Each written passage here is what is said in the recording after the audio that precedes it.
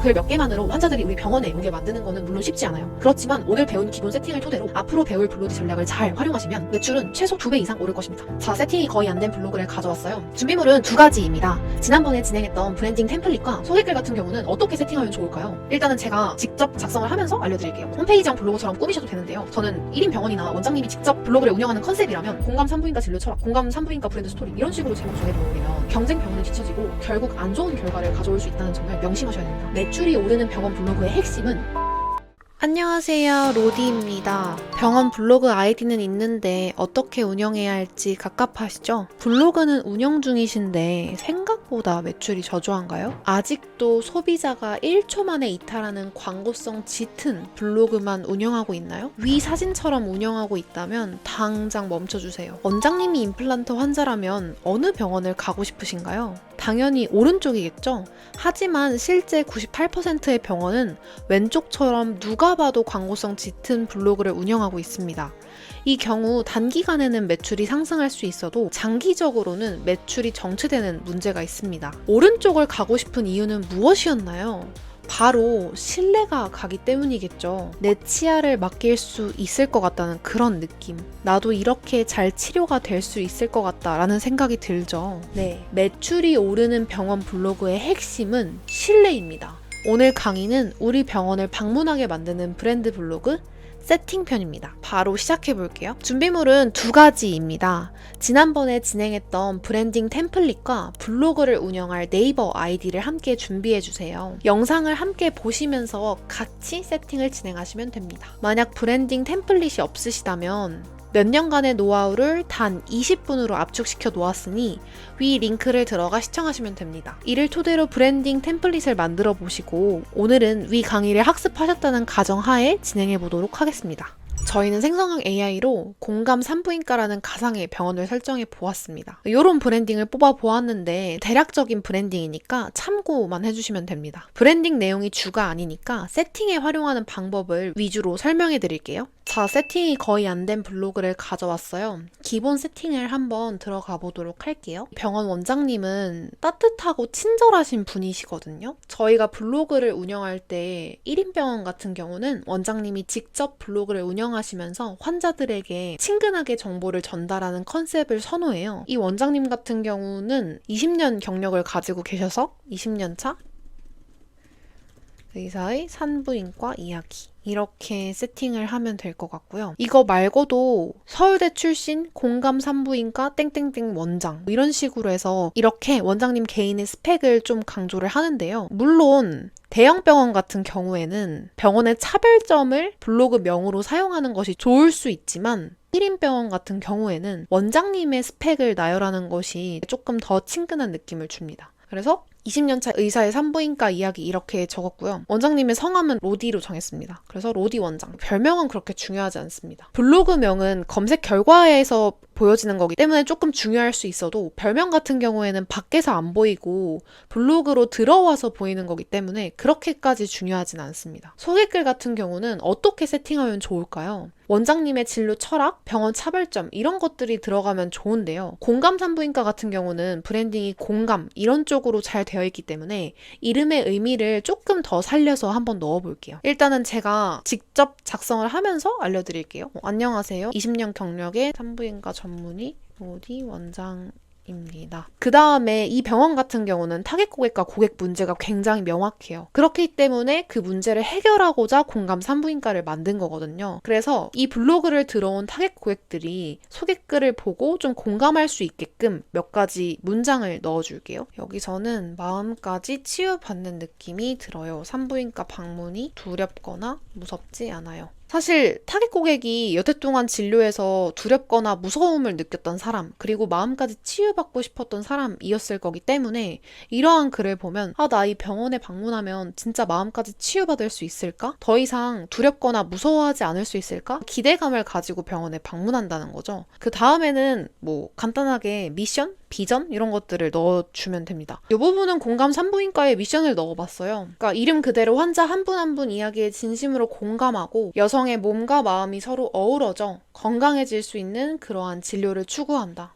이렇게 소개글은 앞서 진행했던 브랜딩을 토대로 타겟 고객이 우리 블로그에 들어왔을 때 우리 병원 방문까지 이어질 수 있는, 신뢰를 쌓을 수 있는, 우리 병원에 대해서 기대할 수 있는 그런 차별화 포인트, 미션, 비전 이런 것들을 넣어주시면 되겠습니다. 그래서 블로그 주제는 건강의학 이렇게 하면 되고요. 그 다음에 프로필 사진은 원장님 사진이 가장 좋겠죠. 인상 좋아 보이는 50대 원장님 사진을 한번 가져와 봤습니다. 이것도 생성형 AI로 뽑았는데 아주 잘 뽑았네요. 그 다음 기본 세팅을 한번 볼게요.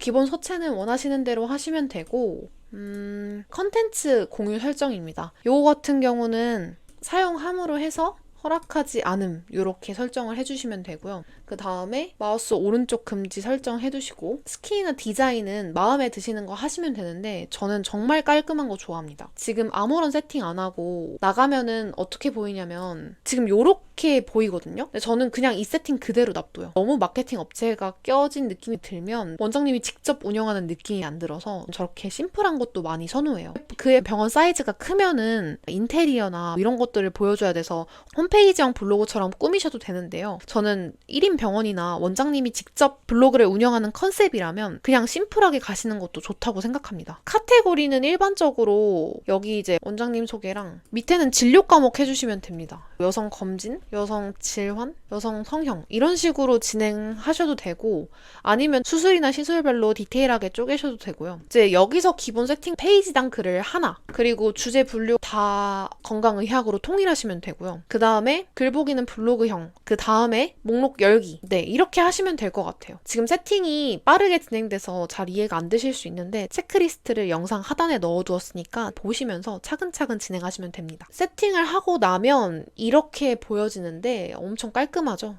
그리고 메뉴에서 블로그 시 질문에 배달 중지를 꼭 눌러주세요.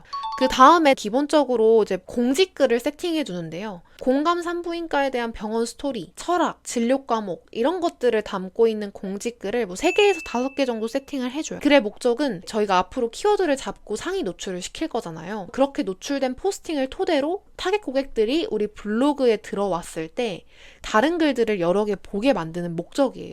그렇다면 이 글은 키워드 노출이 목적이 아니기 때문에 제목을 클릭하고 싶게 편하게 세팅해도 됩니다. 예를 들어서 병원에서 자궁혹이나 난소혹 이렇게 비수술 치료를 민다고 가정하면 자궁근종?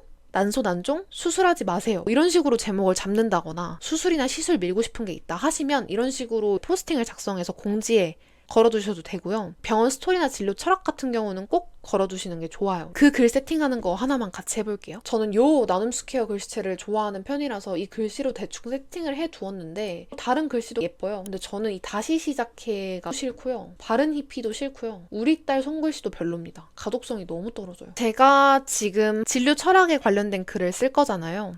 20년 진료한 내용을 써볼게요. 20년간 진료를 통해 느낀 점. 숫자를 사용할 거면 20년간 진료 아니면은 수술 몇만 건 했다. 아니면은 환자 케이스로 설명하는 경우도 많아요. 부산에서 찾아온다. 어디서 몇 시간 걸려서 찾아온다. 아니면 뭐 연예인까지 왔다. 공감 산부인과 연예인이 찾아오는 이유? 대통령을 진료한 이유? 차별점이나 셀링 포인트를 토대로 공지글을 세팅하시는 게 좋아요. 뭐 진짜 내가 진료 철학이나 병원 스토리를 들려준다고 해서 공감 산부인과 진료 철학, 공감 산부인과 브랜드 스토리 이런 식으로 제목 정해버리면 클릭률이 굉장히 떨어지거든요. 여기 들어갈 내용까지 하면은 내용이 너무 길어지기 때문에 이미 만들어 놓은 병원 브랜드 스토리를 복붙하는 방식으로 할게요. 미리 만들어 놓은 거고요. 글이 갑자기 이렇게 시작되면은 좀 애매하니까. 안녕하세요. 20년차 산부인과 전문의 로디입니다. 이 글을 보시는 분들은 공감 산부인과가 어떤 곳인지, 제가 어떤 의사인지 궁금